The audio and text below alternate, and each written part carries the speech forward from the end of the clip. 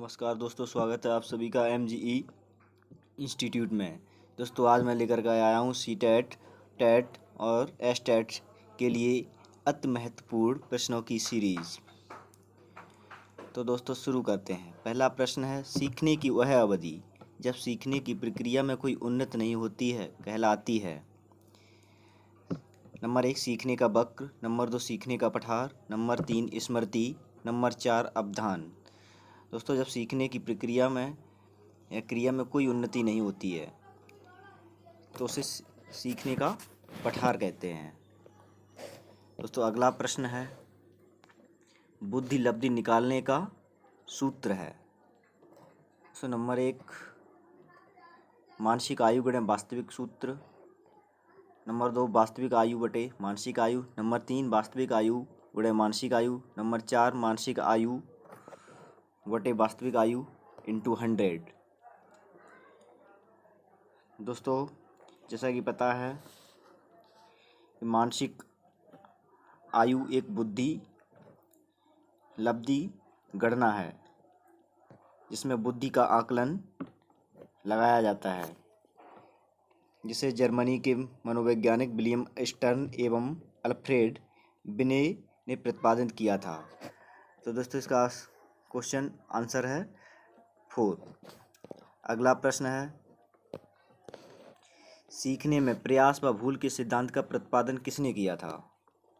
दोस्तों इसके 4 ऑप्शन हैं, Kohler, number 2 Pavlov, number 3 Thorndike, number 4 gestalt.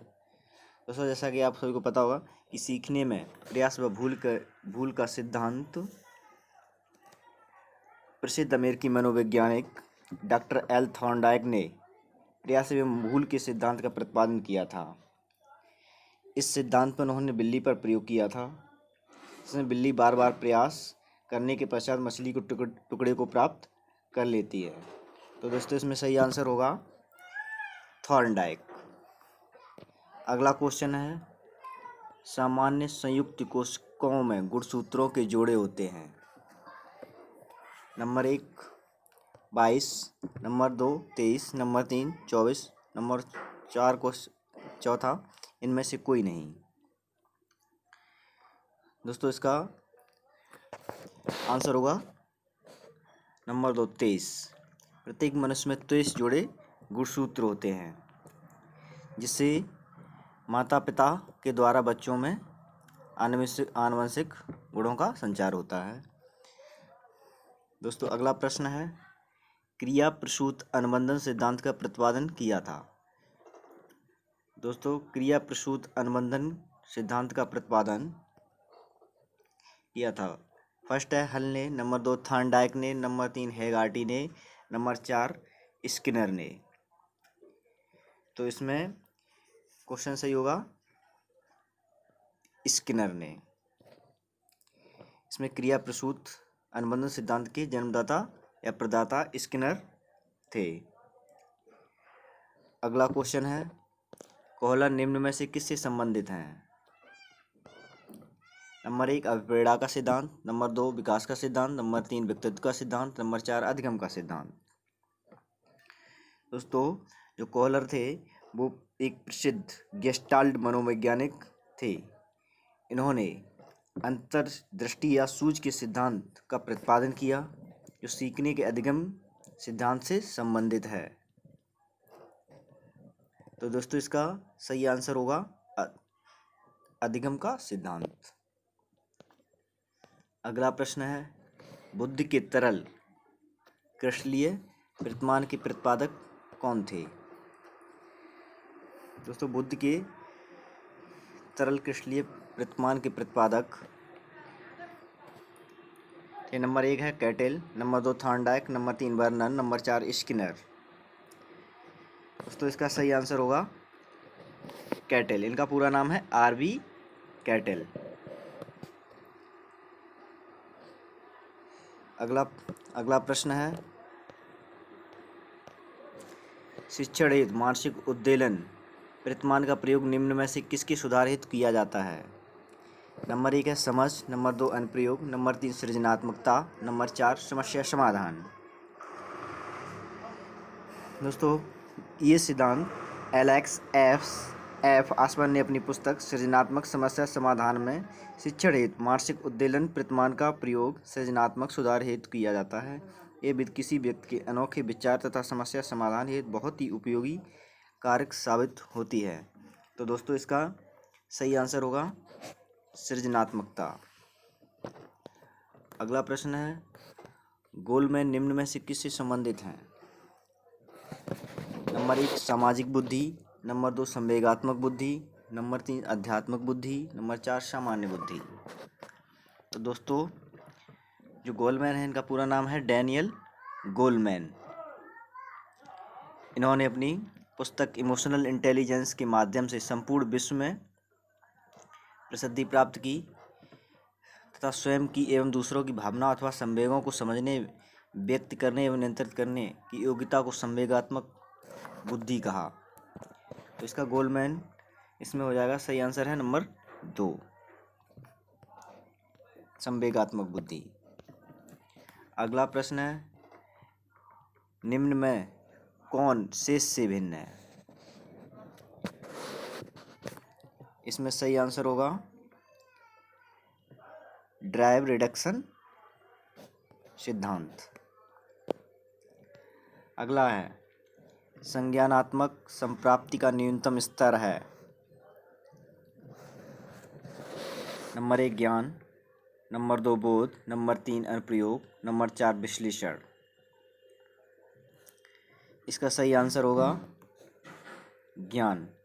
जैसा कि ब्लूम ने संज्ञानात्मक संप्राप्ति को 6 भागों में विभाजित किया है, जिसमें से ज्ञान, अवबोध, अनुप्रयोग, विश्लेषण, संश्लेषण तथा मूल्यांकन के रूप में विभाजित किया है। तो सीधा सा सर ये संज्ञानात्मक संप्राप्ति का न्यूनतम स्तर है ज्ञान। अगला प्रश्न है, एक बालक जो साइकिल चलाना जानता है, मोटर बाइक चलाना सीख रहा है, यह उदाहरण होगा। एक बालक जो साइकिल चलाना जानता है, यह तो मोटर चलाना सीख रहा है, तो ये होगा ये एक ऊर्ध्व अधिगम अंतरण का उदाहरण है। तो ये एक उद्गम अंतरण का उदाहरण होगा। अगला प्रश्न, निम्न में से कौन सा अधिगम के पठार का कारण है? कारण नहीं है। दोस्तों प्रेरणा की सीमा, नंबर 2 विद्यालय का असहयोग, नंबर 3 शारीरिक सीमा, नंबर 4 ज्ञान की सीमा। तो इसका सही आंसर होगा विद्यालय का असहयोग। अगला प्रश्न है,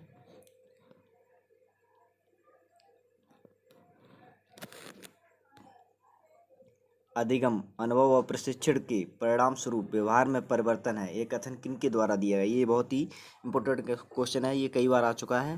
तो इसका सही आंसर होगा, वो पहला है गेट्स व अन्य के द्वारा, नंबर 2 मॉर्गन और गिललैंड के द्वारा, नंबर 3 स्किनर के द्वारा, नंबर 4 क्रोनबेक के द्वारा। तो इसका सही आंसर होगा गेट्स व अन्य।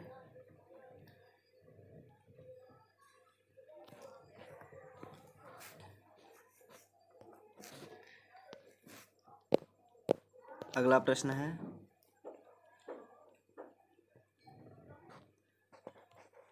स्टैनफोर्ड बिने परीक्षण मापन करता है।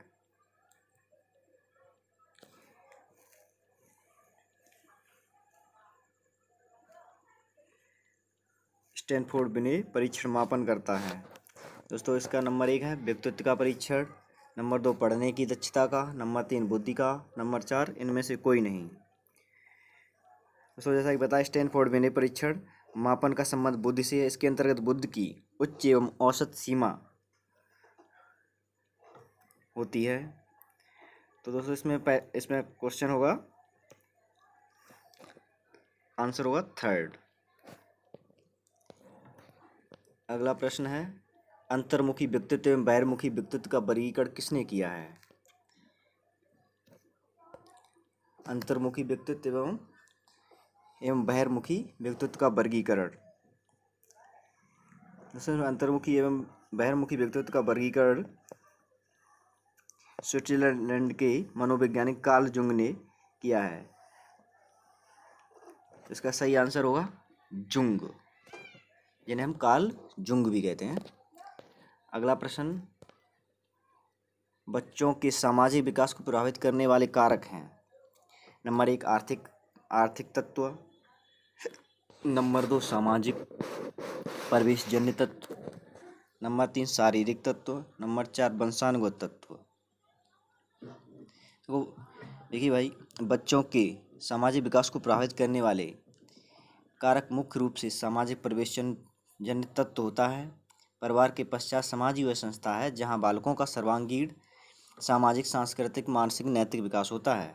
तो दोस्तों इसका सही आंसर होगा सामाजिक परिवेशजन्य तत्व। अगला प्रश्न है, निम्न में से कौन सा शारीरिक विकास का एक प्रमुख नियम है। नंबर 1 मानसिक विकास से विभिन्न भिन्नता का नियम, नंबर 2 अनियमित विकास का नियम, नंबर 3 द्रुतगामी विकास का नियम, नंबर 4 कल्पना और संवेगात्मक विकास से संबंध का नियम। दोस्तों इसका सही आंसर होगा द्रुतगामी विकास का नियम। अगला प्रश्न है, निम्न में से कौन सा विकास का सिद्धांत नहीं है। नंबर 1 अनुकूलित प्रत्यावर्तन का सिद्धांत, नंबर 2 निरंतर विकास का सिद्धांत, नंबर 3 परस्पर संबंध का सिद्धांत, नंबर 4 समान प्रतिमान का सिद्धांत। दोस्तों इसका सही आंसर होगा अनुकूलित प्रत्यावर्तन का सिद्धांत, क्योंकि अनुकूलित प्रत्यावर्तन का सिद्धांत विकास से संबंधित नहीं है, जबकि निरंतर विकास, परस्पर संबंध, समान प्रतिमान, एकीकरण विकास की दिशा से संबंधित है। संबंधित सिद्धांत बाल विकास से संबंधित है। अगला प्रश्न है, विकास के परिणाम स्वरूप नवीन विशेषताएं और नवीन योग्यताएं प्रकट होती हैं, ये कथन किसने दिया है। नंबर 1 गैसेल ने, नंबर 3 मेरेडिथ ने, नंबर 2 हरलॉक ने, नंबर 4 डगलस ने। तो इसका सही आंसर होगा गैसेल ने। अगला प्रश्न है, मूल प्रवृत्तियों को 14 प्रकार से किसने वर्गीकृत किया है।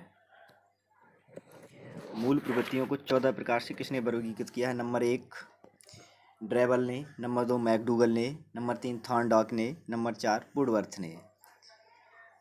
दोस्तों इसका सही आंसर होगा मैकडूगल ने, क्योंकि अमेरिकी मनोवैज्ञानिक जॉन ए मैकडूगल ने संवेग से संबंधित 14 मूल प्रवृत्तियों के बारे में बताया है। इनमें से कुछ प्रमुख हैं, जैसे कि भय, प्रेम, ईर्ष्या, घृणा, कामुकता इत्यादि। दोस्तों अगला प्रश्न है, किसी दूसरी वस्तु की अपेक्षा एक वस्तु पर चेतना का केंद्रीकरण, किसी दूसरी वस्तु की अपेक्षा एक वस्तु पर चेतना का केंद्रीकरण अवधान है, यह कथन है।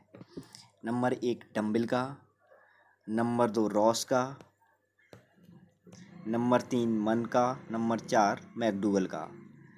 दोस्तों इसका सही आंसर होगा रॉस का।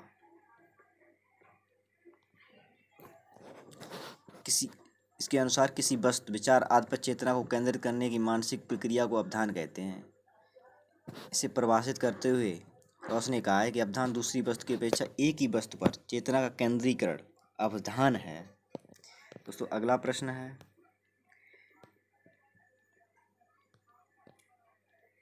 निम्न में से कौन सा सीखने के मुख्य नियमों में शामिल नहीं है। नंबर 1 तत्परता का नियम, नंबर 2 अभ्यास का नियम, नंबर 3 बहुअनुक्रिया का नियम, नंबर 4 प्रभाव का नियम।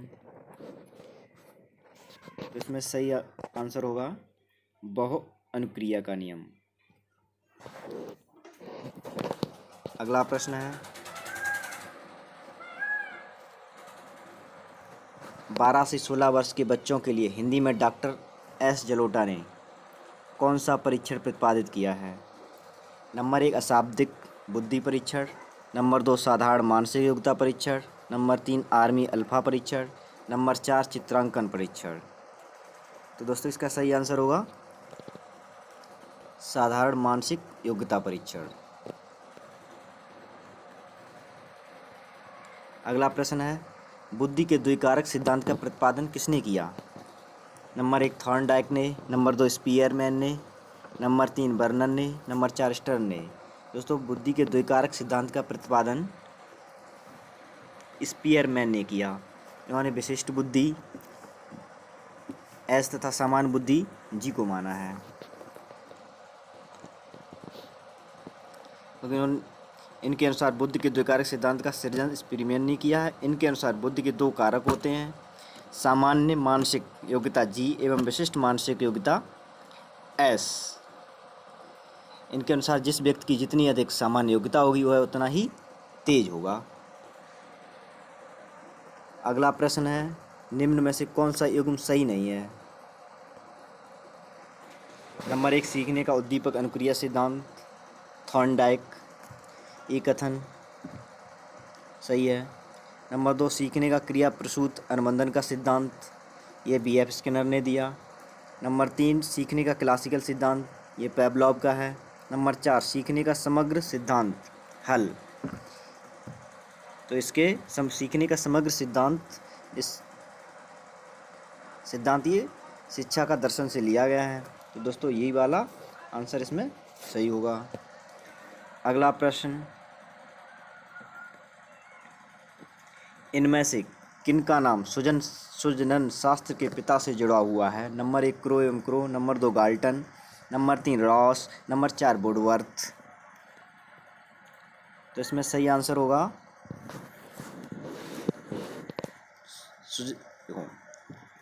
गाल्टन, क्योंकि सृजन शास्त्र के पिता के रूप में फ्रांसिस गाल्टन को ही जाना जाता है। इनका उद्देश्य अनुवांशिक एवं मानव आबादी का विकास करना है। सृजन शास्त्र का जो प्रमुख उद्देश्य है वो अनुवांशिकी एवं मानव आबादी का विकास करना है।